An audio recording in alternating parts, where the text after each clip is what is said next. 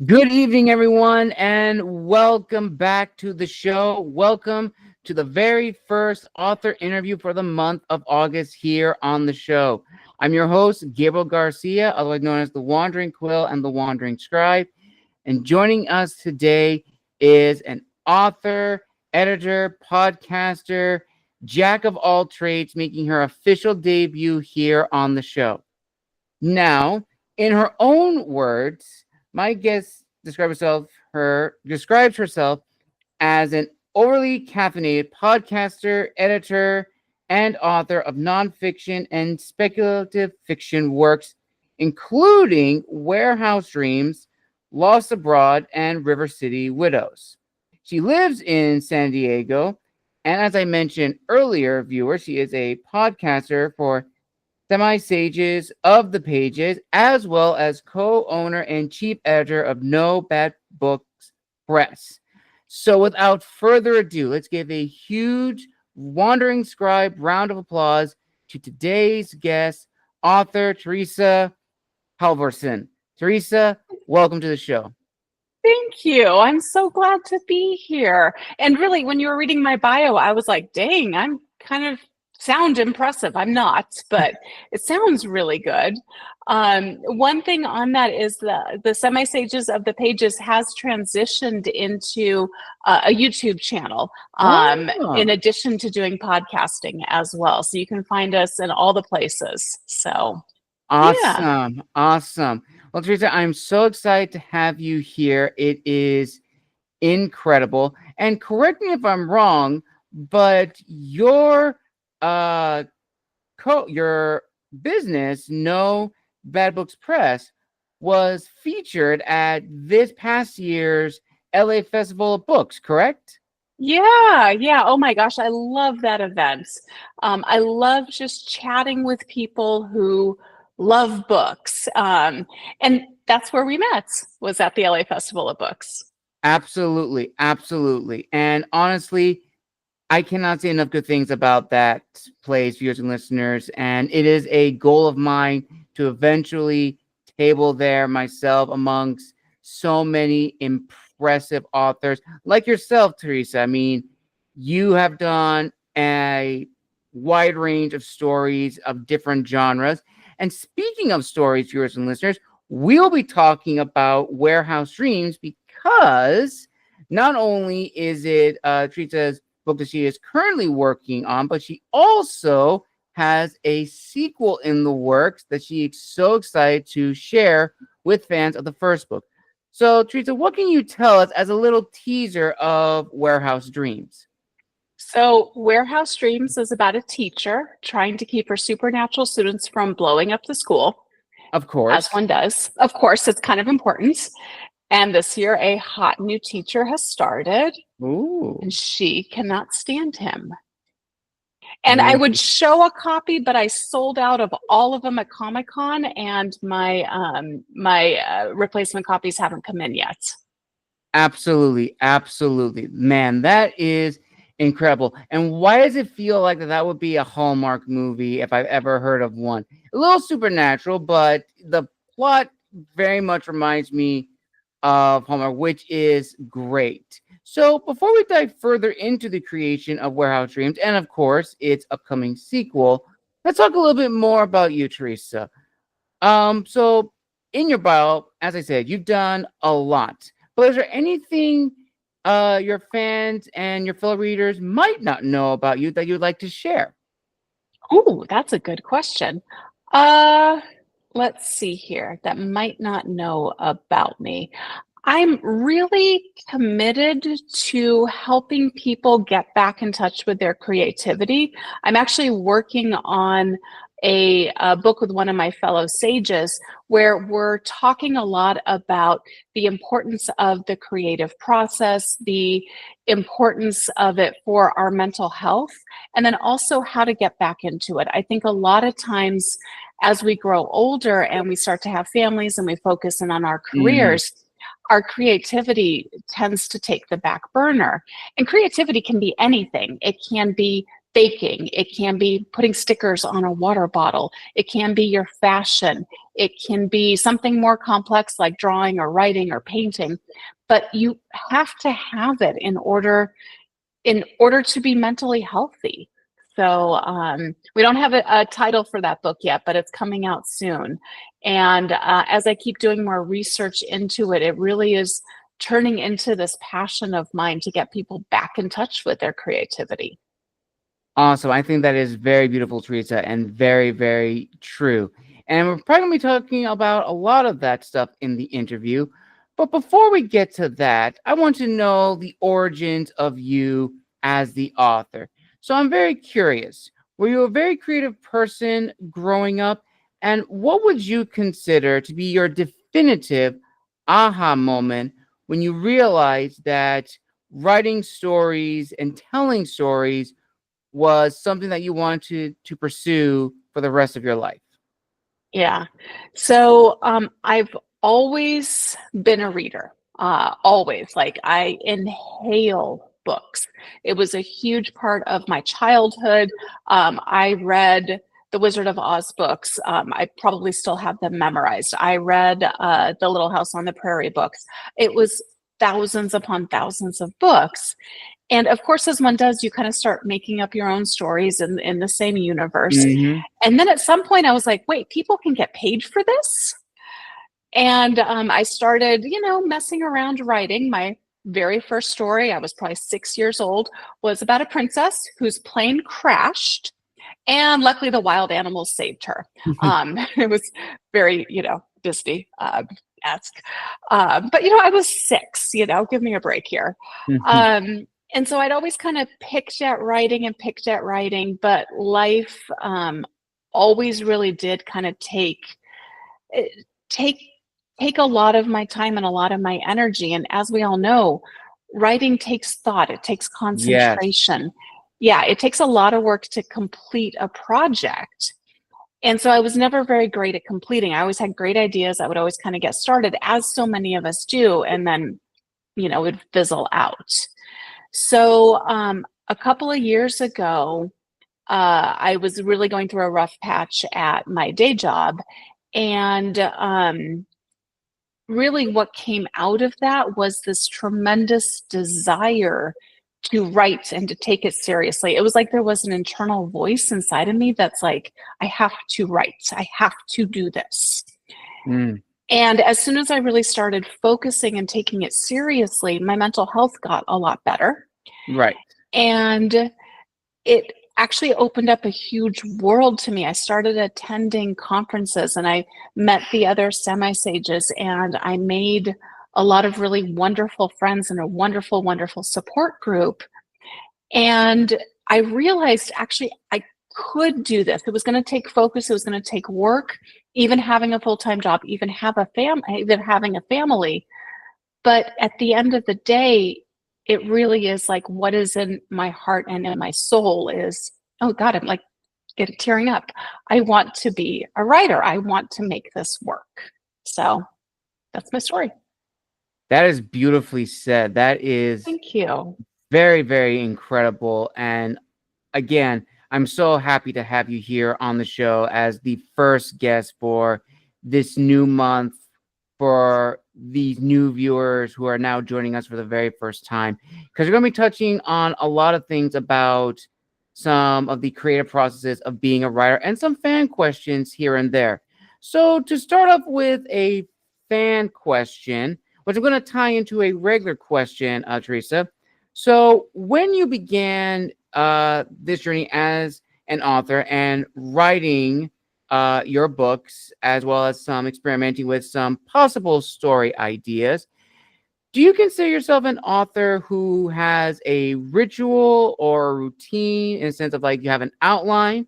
Or would you consider yourself more of a sporadic, in the moment kind of author? So when I wrote Warehouse Dreams, I did not know how it was going to end. And I struggled tremendously with that ending. And I finally put one together. I was happy with it. I was happy with the book ended. And then I went, thank goodness that's done.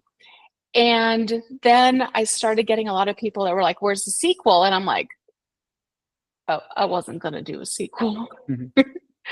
And so I said, okay, cool. I will go ahead and do a sequel. And I really got stuck on it because if you've read Warehouse Dreams, and I'm not going to spoil it, I really put my main character in a spot that is difficult to get her out of again. And it Okay. really made writing the sequels very, very challenging and very limited. Where I ended up leaving her is in a very limited place. As I later learned after writing 3 different versions of the sequel.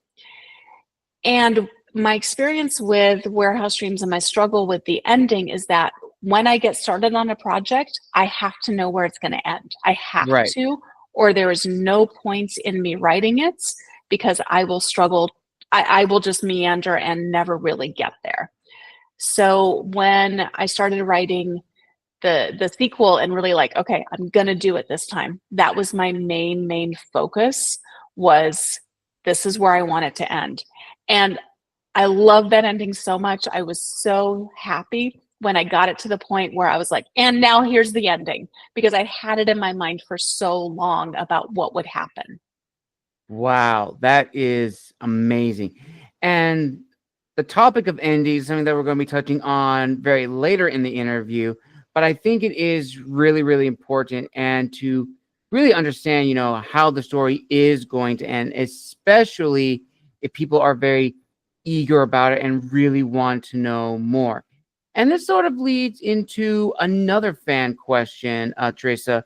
When you began writing Warehouse Dreams, what was the most challenging aspect for that book? Good question. So for me, I love that it is a rivals to lovers story. I Mm, had so much fun writing the dialogue between between mm, Stephen and Kendall. It's like I combined the names there. mm, Between Stephen and Kendall.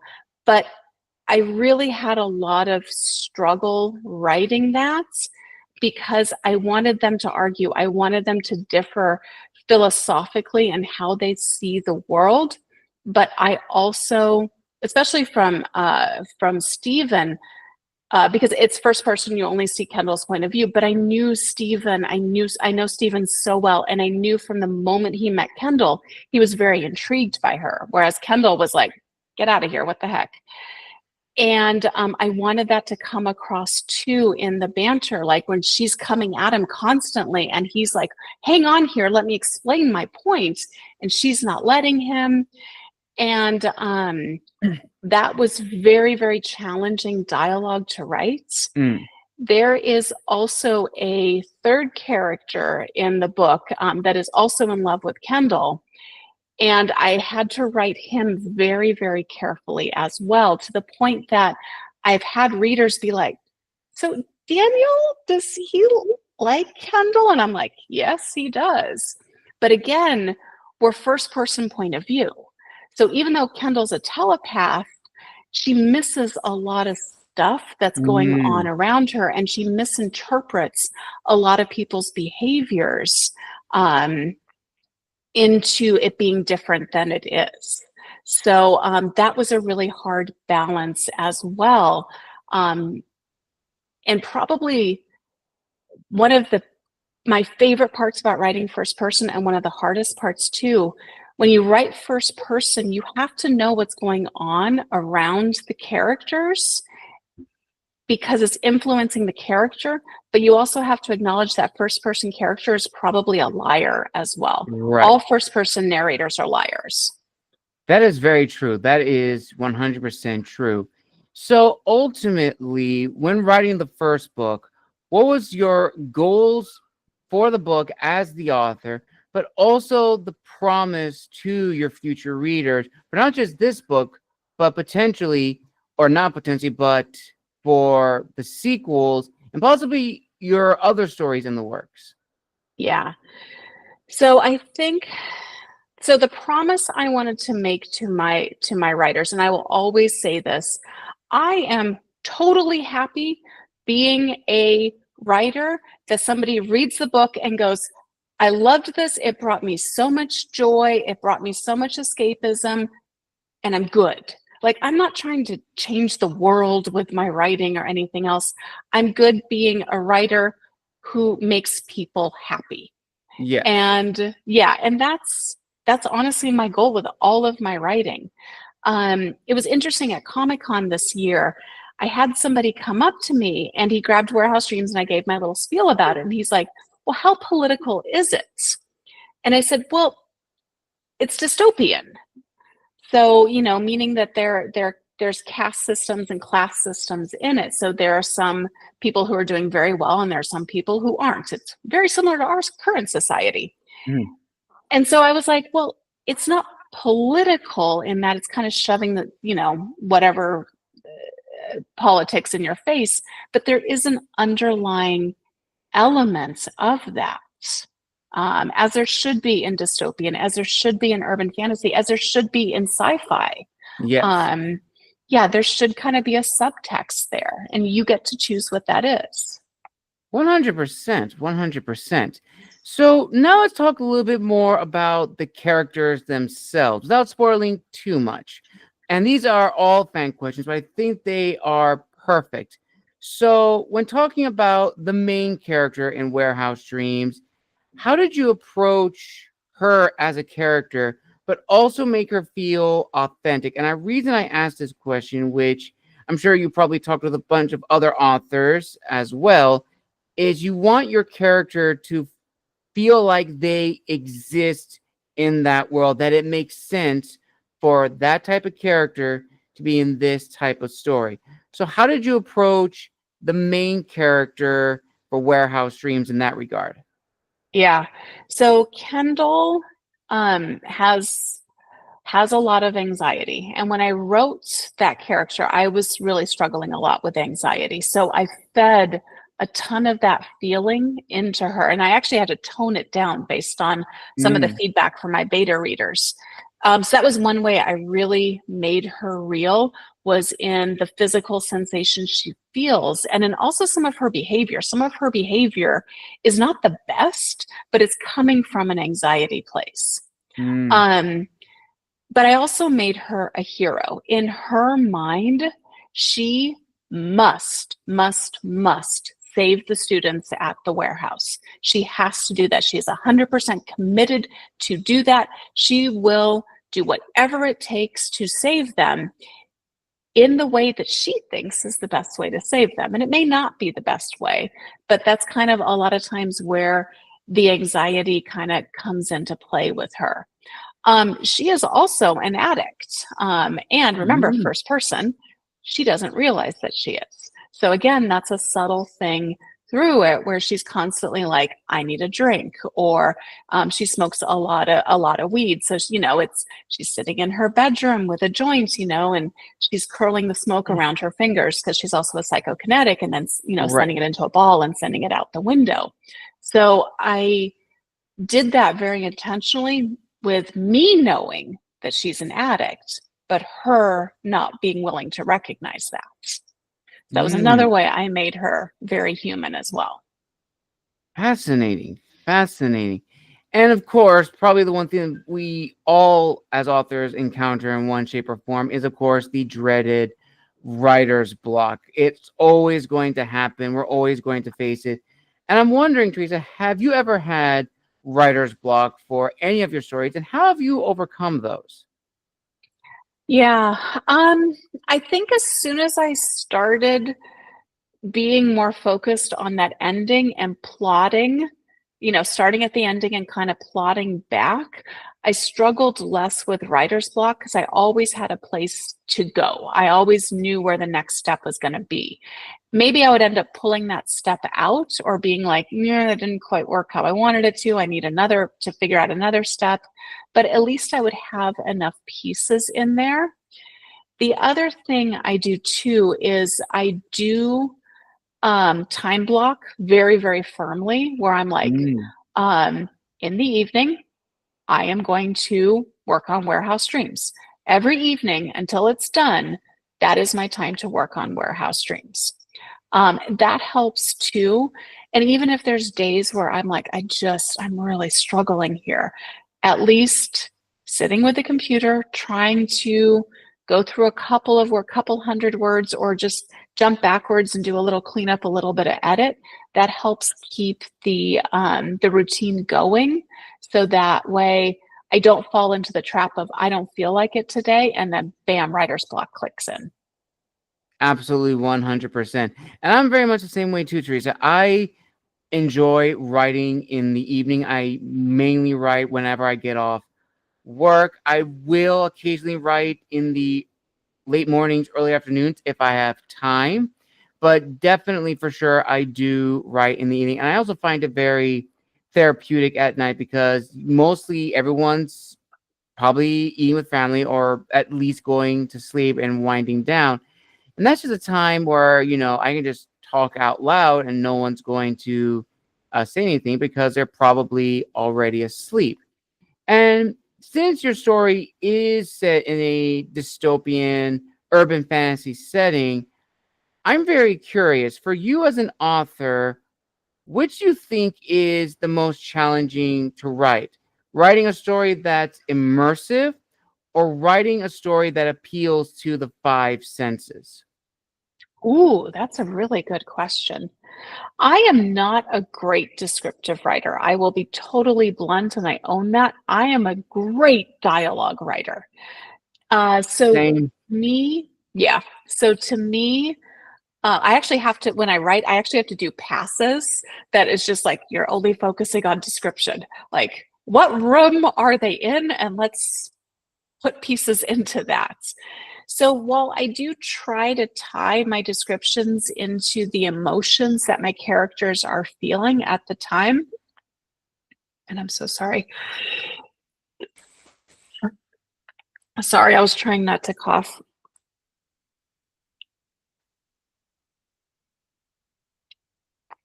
Oh, I know where I was. I'm at it's Con Crud. It's from the tail end of Comic Con. Mm. Where you were, I was around 200,000 people, and my immune Right. system's just a little, ugh. Okay. I'm going to take it off from, I'm not a great descriptive writer. So, Right. okay. So I'm not a great descriptive writer. I'm a much better dialogue writer. So Mm. I actually have to do passes just to focus on the description, focus on where my characters are in the room, make sure that when they go from room to room, I haven't invented new ones because I've done that before. So but I do also try to tie my descriptions into whatever the character is feeling as well. So I might focus on weather. It may be, it's a sad scene, so I might contrast that with, and it's a beautiful day outside. Or it might be that there's danger or trepidation on the horizon. So I have to decide, do I want a storm to come in or not? So I'm not a fully immersive writer. I do tend to use more of the five senses to answer your Mm. question. Absolutely. Absolutely. And still on the topic of the setting, for your setting again, since it's in this dystopian urban fantasy world, how do you make it truly engaging and like it really pulls you into this world? Because I just said in the beginning, there's the main story, but I also feel that the atmosphere and the setting is a character in and of itself, which is another entity altogether. Yeah, so Warehouse Dreams is 99.9% at the warehouse. It is a school for telepaths and psychokinetics. There is no money. Like they Ooh. reach a point where they are deciding whether or not to pay the water bill or whether or not to pay the electricity bill. Oh, okay. Yeah, it's gritty and it's real. And one of the ways that I describe a lot of that is I make comments about like, the cafeteria food's not fancy, but it's filling with egg salad and Mhm. chocolate, and Kendall, I saved enough money for those chocolate chip cookies this time. Because that's really a lot of what she does is she does the budgeting. There's a comment, so Stephen, is a bred. He is genetically designed to be perfect. His family is exceedingly rich. he is deciding to come to this school to try to help. But he's not prepared for it. So there's a comment that Kendall makes about like, well, I guess he's not prepared for his ranch coming out of barrels. So that's how I did a lot of kind of that setting the stage on how broke they are, and how gritty and real this world is. Interesting. And going back to what you said in the beginning, for us authors, it's a lot of time, a lot of dedication. And sometimes we find ourselves hesitant to share what we're working on with people outside of Who Knows. That can include friends and family. And I've talked to a lot of authors on this question, and the answer has been split. Some people have told their families and friends, from the get-go that this is what they're doing. And on other cases, they've told them at the very end when the book is completed. So for you, Theresa, at what point in your journey as an author did you tell friends and family that you were working on this? I don't think I could hide it from my husband at all, because it was very much like, okay, I'm not hanging out with you this evening. I'm going to go and write. Um, I think the Warehouse Dreams was picked up by a small press, and when it was picked up, that's when I started to really like tell people about it. That being said, I do continue to have a day job. And I write under my own name for good or bad. And there's been times where I kind of regret that. And it's not something I advertise at my day job, but there are people who do know about it. And I don't advertise it for a lot of reasons. I don't advertise it because if I send an email that has a typo in it, then people are like, oh, I thought you were a writer. And I'm like, yeah, no, yes, but I'm still human and I still need an editor. Thank you. And then as well, it can be awkward to write romances that have kind of romantic scenes in it and have like your team know that you've written a book that has romantic scenes in it. Again, it's not the end of the world, but it's kind of a little uncomfortable sometimes. Absolutely, absolutely. And this leads to two important fan questions. But before we get to that, there are two other questions that I would like to hear your thoughts on. That, of course, is the emotional weight and the conflicts within the story. So the first part of this two-part question is, how do you balance the emotional depth with the conflict within the story? Oh, good question. So I am a very instinctual writer, and I say that because I have friends who plot and talk about, oh, the dark night of the soul, and you need to have like take a breath moments, and you need to have the balance of description with dialogue, and they're wonderful technical writers. I just write until it feels right, and then I'm like, that scene works. And though I take like my feedback from beta readers and my editors into account as well, a lot of times that's just kind of what I'm going off of, is when people are like, why'd you make that decision? I'm like, I don't know. Seemed to work. Absolutely. Very true. So Very true. yeah, hard question to answer for me. Sorry. No, that's completely fair. And this then leads into the next follow-up question, which is, what is your favorite way to introduce conflict or an intense situation into the story? Dialogue. Usually it's straight up dialogue. And I love, love, love subtext. So you've got kind of the dialogue that's going on and everything else, but then you can work in body language and tone and how people are moving around, or the items they pick up, or snapping gum or something like that. The other cool thing about writing about telepaths and psychokinetics is that I can add another element too. And so I love Kendall because the way that she interprets people's emotions is through color and the movement of their shields. Now, in this world, a shield is something that telepaths use to protect their thoughts from other telepaths. Mm. But Kendall's very unique in that she can read what's going on behind the scenes a lot of times. And so when she talks about like one of the characters that has a significant part in the second book is Indira. Indira's a quality bred, one of those people whose family paid millions upon millions of dollars for her genetic code, and her shields glitter and have jewels in them.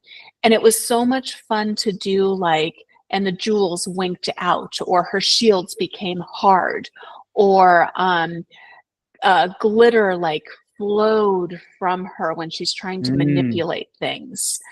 And it just being another way to set the stage and to show what's actually going on, even when Kendall and Indira are saying different words than what the emotions are. So it's really fun. Ooh, and on the topic of fun, these are some two follow-up fan questions. So one of my viewers asks Teresa, in Warehouse Dreams, what has been your favorite scene to write, and also the most challenging scene to write? So my favorite scene to write is this wonderful scene between Kendall and Stephen. And I'm going to try to do it without without ruining it. So it's this wonderful moment. It's this take a breath moment. It's this Mm. moment of joy in between the hell that I throw at Kendall constantly. And it's when she's starting to shift her views about Stephen. And Mm. at the moment, Stephen leaves the warehouse again, family very rich. He has to go and do family stuff. And she's jealous. And she's realizing, like, holy cow, I'm jealous. Like, and I kind of miss him. I kind of want him here. And then he comes back and they have this, because again, this is school. They have this just ridiculous moment with the kids and just this moment of sheer stupid joy. And I love that scene so much because everything falls apart for her after that, but she can have this one perfect, unplanned moment to hold on to. So that one's my favorite. Probably the scene that I found the hardest to write is when she gets arrested, because Kendall gets arrested and abused by the police force that controls the telepaths and psychokinetics. It's a little more complex than that, but we're going to say that. Right. And is handcuffed and put in what's called bands, which when the gifted use their abilities, the bands tighten on them until they cut off circulation and actually cut the flesh. Yeah, they're horrible. They're horrible. So she's severely abused. She's severely beaten. She has a concussion. And she just wants to go home. Like, please, please, please let her go home. And they won't release her. And that scene, I would sob just writing. But it was good too, because I was able to funnel a lot of those emotions into how she was feeling in that moment. Nice. That's incredible. And whew, I'm very, very intrigued of what happens in book 2, but I got to read book 1 to understand the world. So going back to the story itself. So once you've written the rough draft and went to the beta reads, the ARC reads, and eventually publishing it, what was the general reaction like from the first set of fans? Were they positive, very critical, or somewhere down the middle? Very positive.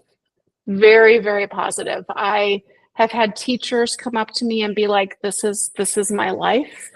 I so appreciate you writing this book. I've had people come up to me and really love how real the romance is between Kendall and Stephen.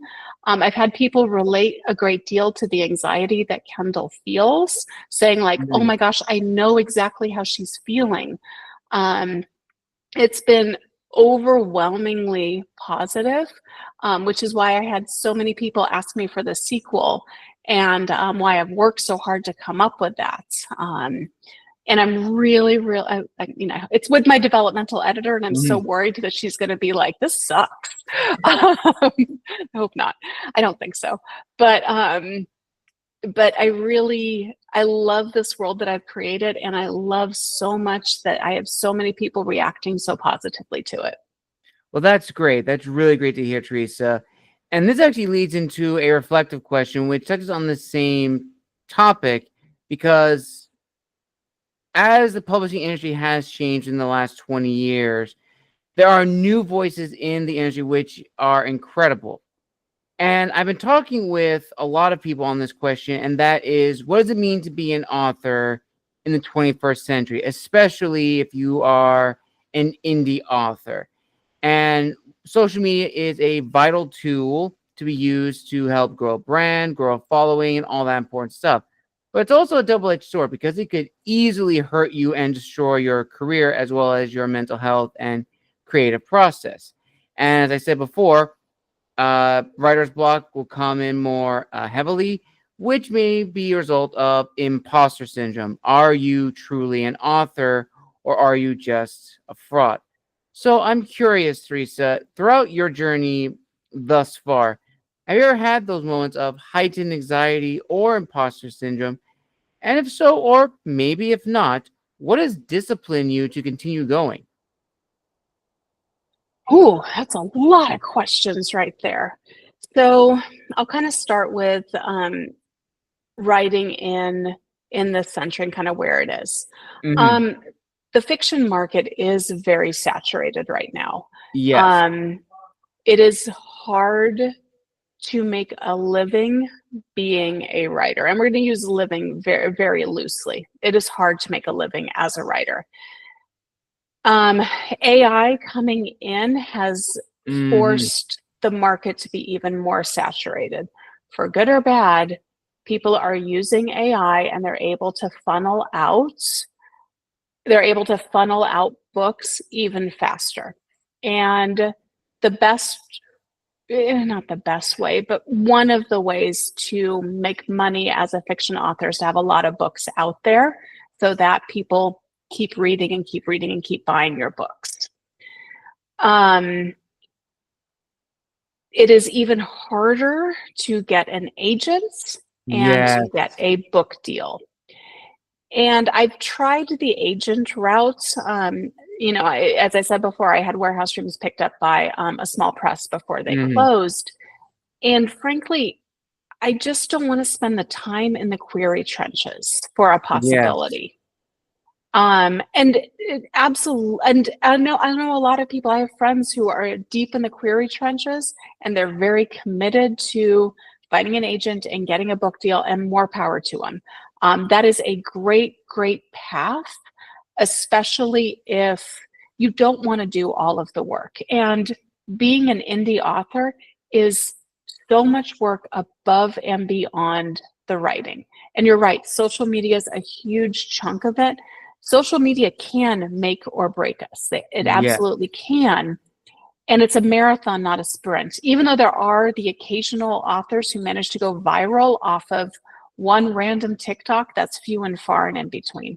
Most of the time, we just got to keep slogging and slogging and slogging.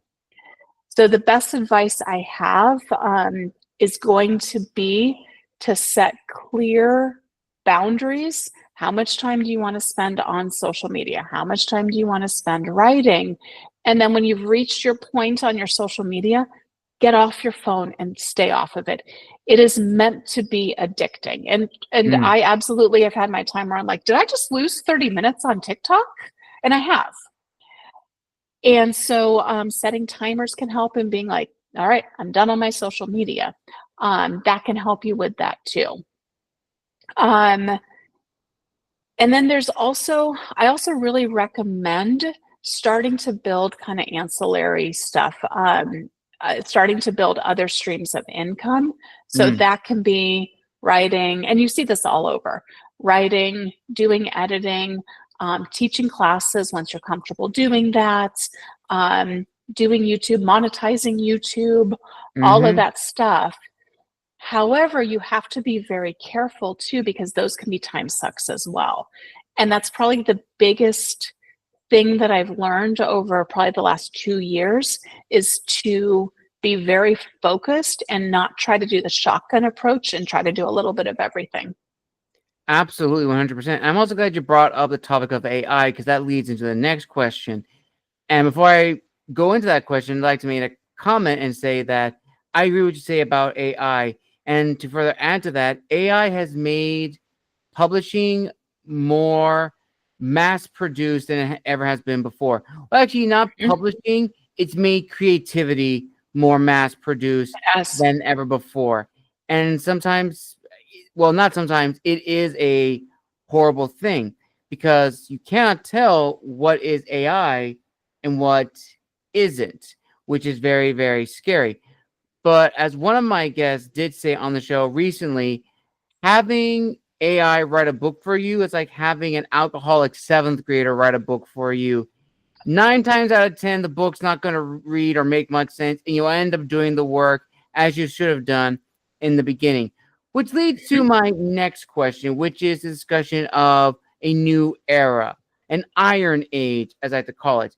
And the reason I bring this up is that a lot of the authors that I've had on the show thus far all have said that they began their journeys officially within the last 5 years during the COVID lockdown, the COVID years.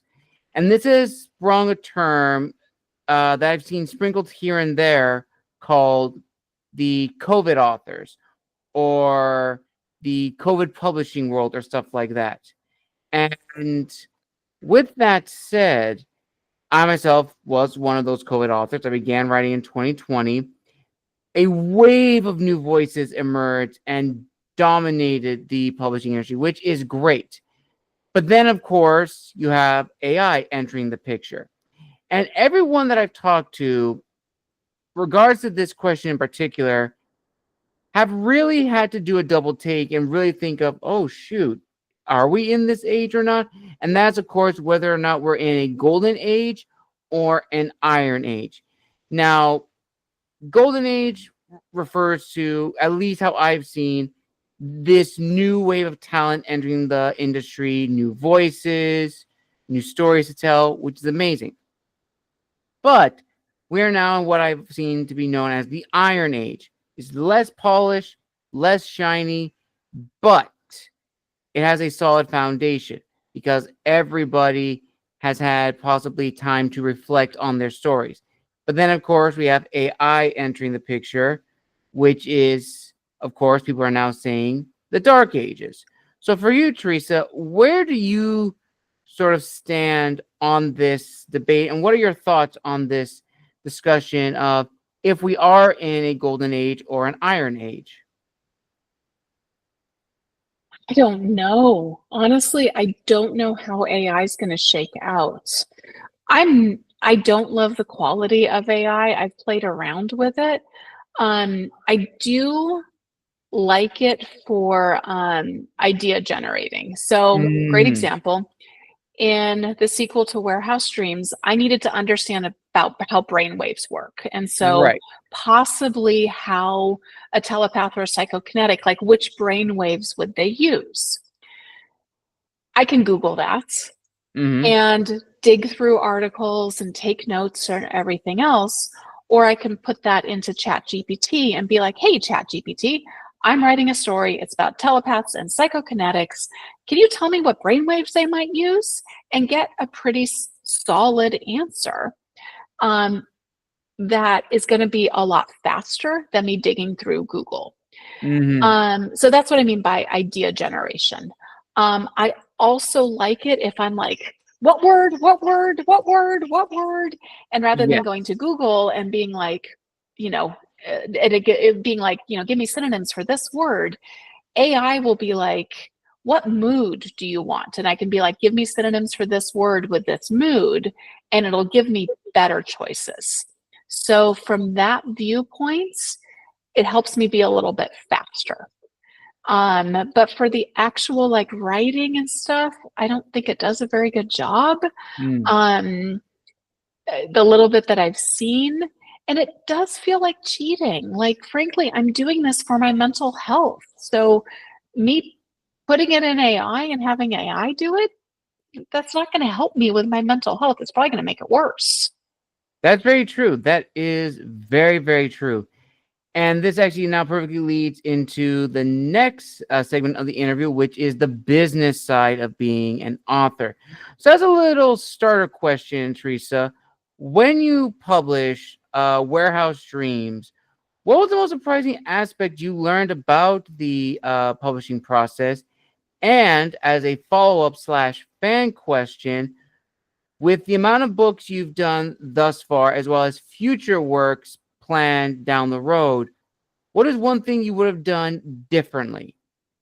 Oh, okay. So I think the thing that surprised me the most was how little money there is. Like, honestly, by the time you get the book, you pay for the book. Like, let's say I wanted to order Warehouse Dreams, and it's going to cost me $6. Okay, cool. Right. I can price that at $16. I make $10. Awesome. Except I haven't taken into account shipping, and I haven't Yes. taken into account tax. Mhm. Okay, so now I'm not making very much money on that book. Okay, who do I want to sell this book to? Oh, I want to go to LA Festival of Books, which is a $1,300 table. Cool. Now my margin is much smaller. I have to sell a lot of books to break even at something Mhm. like that. So I think that was probably one of the most surprising things, was how little money there is in something that so many people adore. Um, and I'm so sorry, what was the second half of the question? So the second half of the question was, so after the publication of Warehouse Dreams and the other stories that have come after, looking back on the trial and error of Warehouse Dreams when it first got published, what is one thing that you would have done differently? Stick to one genre. That's my biggest mistake. And I was chasing trends. I shouldn't have been chasing trends. I started trying to chase what would be quote unquote easier. Mhm. It was not. I really should have stuck to a genre, stuck to what I'm good at, and not kind of fiddled around with a bunch of different things. I learned a lot. So, from that perspective, it's not a bad thing, but I should have put out Warehouse Dreams, put out the sequel, put out the third book, seen what happens next, and Mm. not kind of fiddled around in other genres. Absolutely, 100%. And this is a fun question I like asking my guests because I've gotten a lot of answers on it. So this is another fan question from one of my viewers, and they ask, which is better to show or use in storytelling, themes or tropes? Tropes, they're more marketable. Yes, that is true. As much as we authors hate to admit it, tropes are what really grab the readers. That's not to say we couldn't use themes, but Right. tropes are the things that are going to get our audiences. And speaking of audiences, that leads to another important question, which is understanding one's audience. Now, Teresa, I'm sure you definitely agree that as authors, we understand the book better than anyone else. But when we go about publishing it, that's when we have to switch off the writer's brain and go into business mode, which is sometimes very difficult for a lot of authors because if you're not used or have not been in that marketing frame of mind, you're going to run into some problems. And that, of course, is, who exactly is going to pick up this book?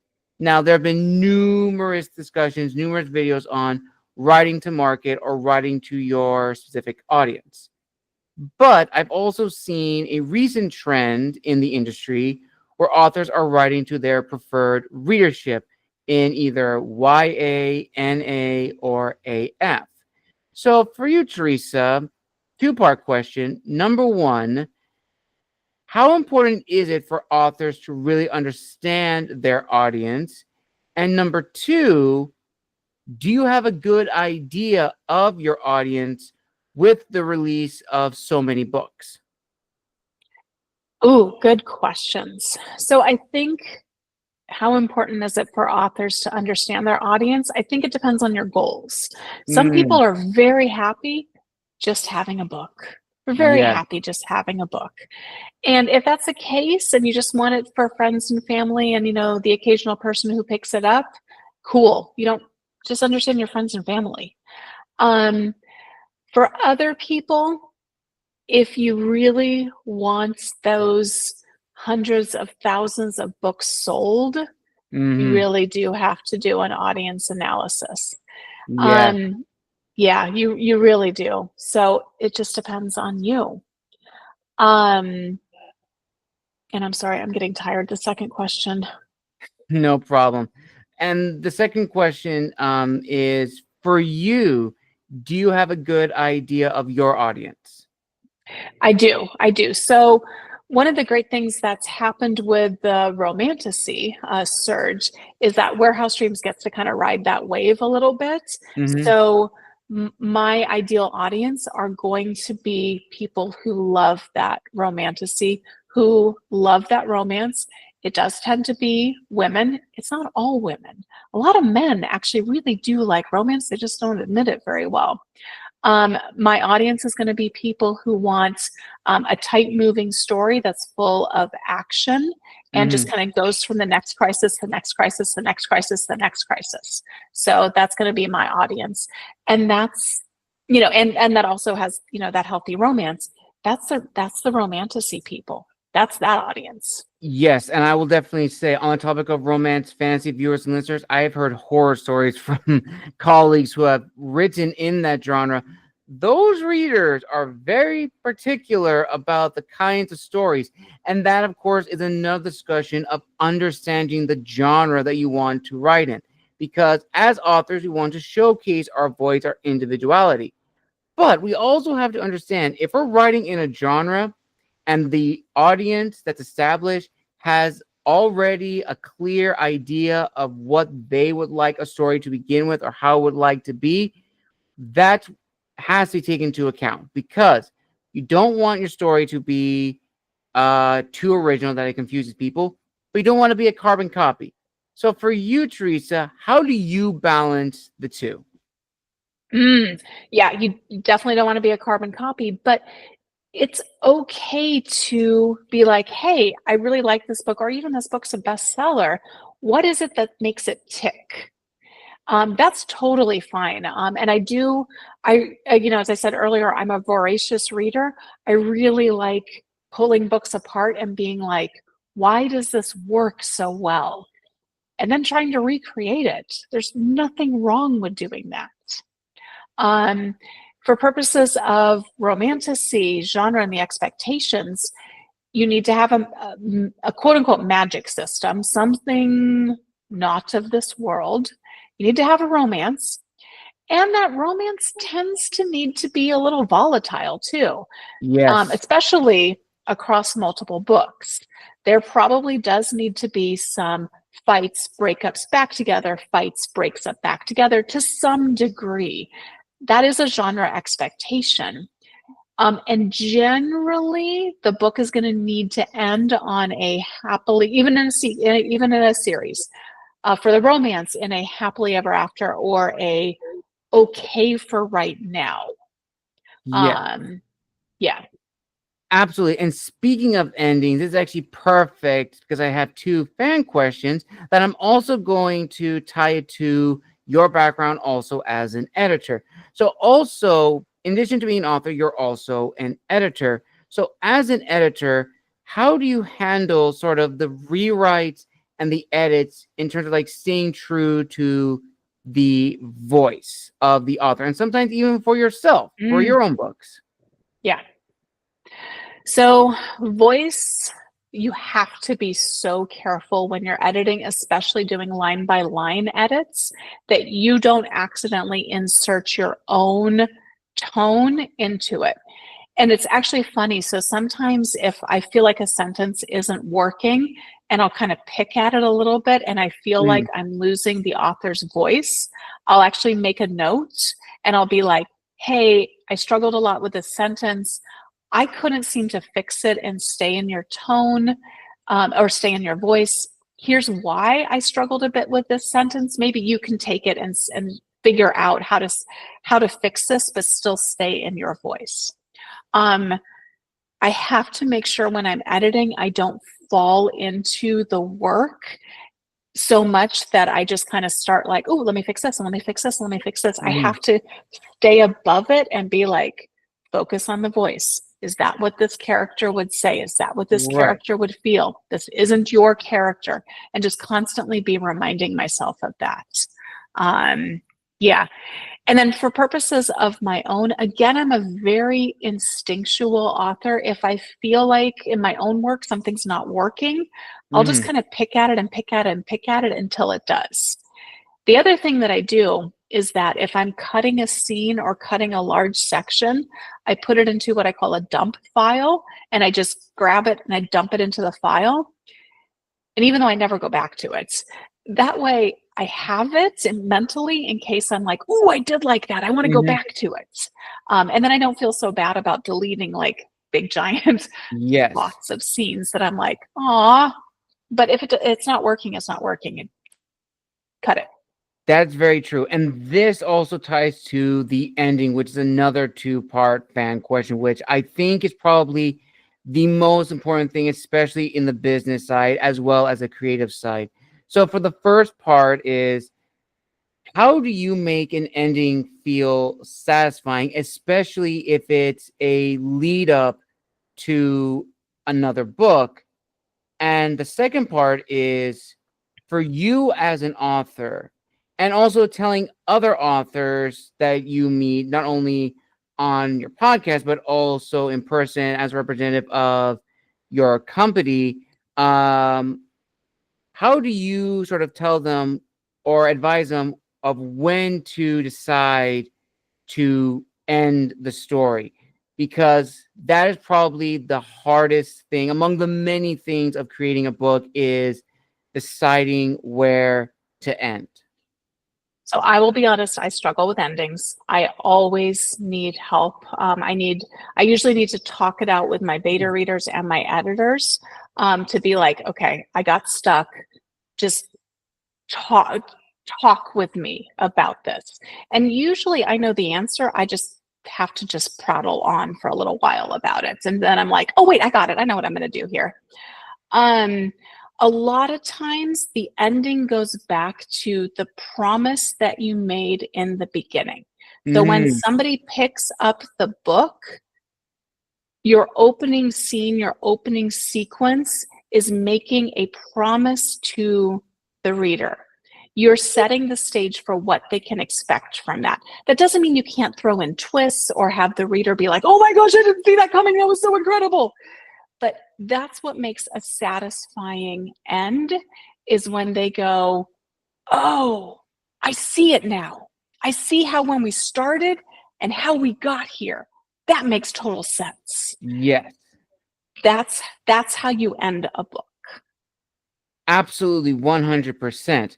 And before we get to the final questions of the interview, I did want to make it a point to also talk about your business, No Bad Press Books. So how did that all come about? And also, as the editor in chief and owner, what has it meant to you as an indie to enter in that next aspect in a tidal wave of, titans, other houses that dwarf, you know all the others? Or for me. Yeah, I get that. So what happened was that I had, as I said before, I had warehouse dreams picked up by a small press. Right. And oh my gosh, like talk about like validation. Yes. Um, and the owner was very sweet and very kind. and decided to close her doors about 6 months after after Warehouse Dreams was published. And she was Mm, very sweet and very apologetic. She just said, I just can't do this anymore. And she gave me back the rights, obviously, because I can still talk about it and still have it. But at that point, I said, I don't want to go back in the query trenches. I'd already spent a year there. I'd already spent a year with what I call the hopeful dread of the emails, where you get an mm, email and you just know it's a response, but you don't know what it says. And you're like, oh, maybe not. And then you yeah, read it and it's no, thank you. Various iterations of that. And I just, again, I'm doing this for my mental health. Um, so I partnered with a friend, Sarah Faxon, who was also an indie author, and we decided to go in together to build No Bad Books and to start digging in this publishing industry. So, and it's hard, and I've learned a lot. I've learned a lot through a lot of mistakes. I probably made every mistake that's possible to make, mm. but that's okay. I've learned a great deal, and I'm excited to see what the next couple of years bring. Absolutely. And that actually leads to the next question, which is networking. Networking is huge for us indie authors and indie creators. And I definitely think out of the numerous workshops that, are always available to authors, I often think networking is probably the one that doesn't get talked about as much. So for you, Theresa, in your opinion, how important is it for authors and other independent creators to begin networking and growing their circle? And are there any other people besides your friend who you went into business with to create your company that you like to give a personal shout out who has helped you along the way? Absolutely. So networking is gold. It is absolutely gold. Success in this industry is all about who you know, unfortunately. It also helps to know people at the same level that you're at, because you can be like, well, that sucked altogether. And you can cheer each other on, because each of you will have successes and Mhm. setbacks as you grow in it. And you will grow together. So it's kind of nice to have that. You also need to have the people who are in a different place than you, that are a little bit more advanced, that can give you advice. And then you also need to have the people who aren't as far along, because a lot of times they bring really good ideas. Um, and I cannot tell you how important it is to find writers groups around you and go to in-person meetings as much as possible. So I will give Mm, a huge shout out to Jonathan Mayberry's A Writer's Coffee House. In 2018, in a severe mental health crisis, I wandered into that panel at Comic-Con, and it changed my life, because I went, wait, there's like groups that I can go to. And I started going to that and meeting a lot of other authors. I now belong to the Temecula Valley Writers and Illustrators. I'm very active there. That is a fantastic group. I highly recommend it. The Hemet Writers Group is absolutely amazing as well. But find authors around you, because you can lean on each other and help each other out. absolutely. And also, plug in for this. If you're also in the Orange County Tustin area, definitely feel free to reach out to the California Writers Group Orange County branch, which meets every first Saturday of the month at the Packing House in Anaheim. It's a great place to meet other authors and other creatives alike. And yeah, I 100% agree, Theresa. Meeting other writers definitely changes your life. It definitely has changed mine, because I've had the opportunity to meet not only fellow writers, but also possibly long lasting friendships. And with that said, we now arrive at the final question of this amazing interview, Theresa. And this one's almost like a little scenario. So, going back to what I said before about, workshops and discussions and panels, of the many topics that are discussed, I think it's important to say this here as we arrive at the end, that for those listening, being an author is not a get rich quick scheme. It is long hours.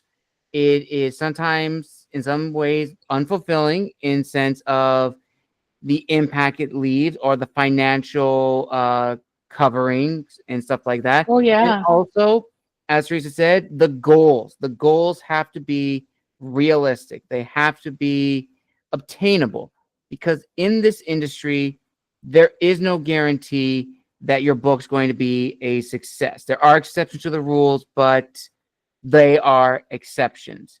So let's imagine this scenario, Teresa. Let's say you are giving a panel, a workshop at a festival or at a convention, and the room is chock full of new talent, new authors, aspiring, debuting, upcoming, what have you.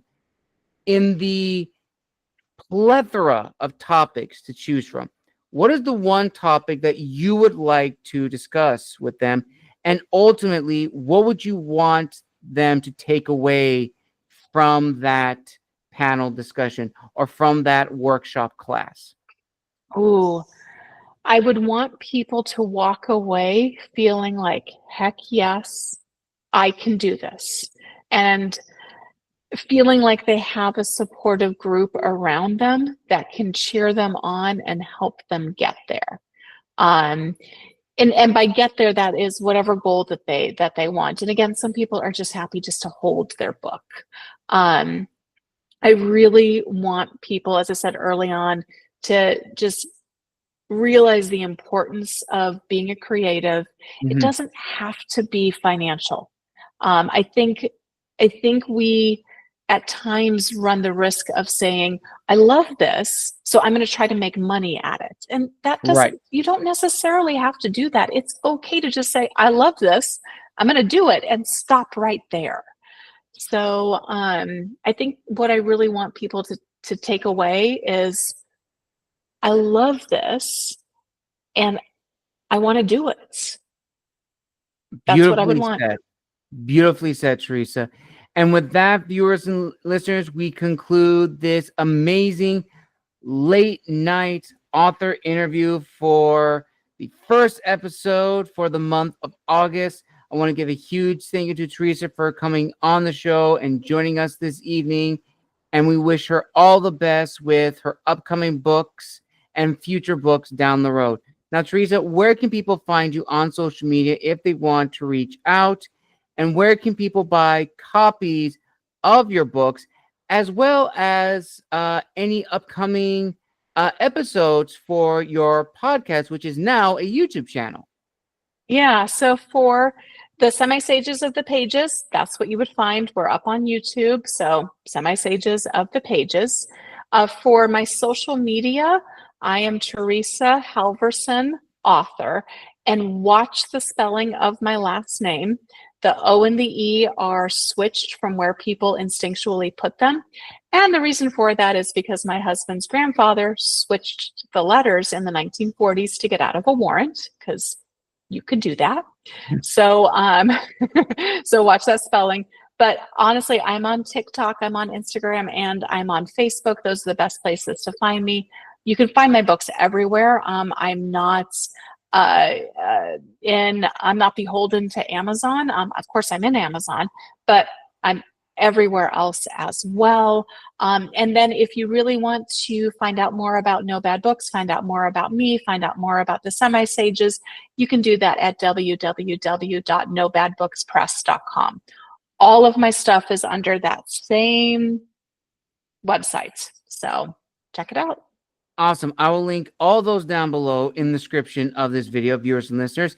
And also, if you saw my recent announcement, if you are a subscriber to my newsletter, I also have my own website, which you can go and check out in the tab up above with all of my links at the beginning of my YouTube channel. So that's where I have all my books. You can go to my channel there. You can see some highlight episodes, some blogs for book reviews, my own writings, my own thoughts, and more.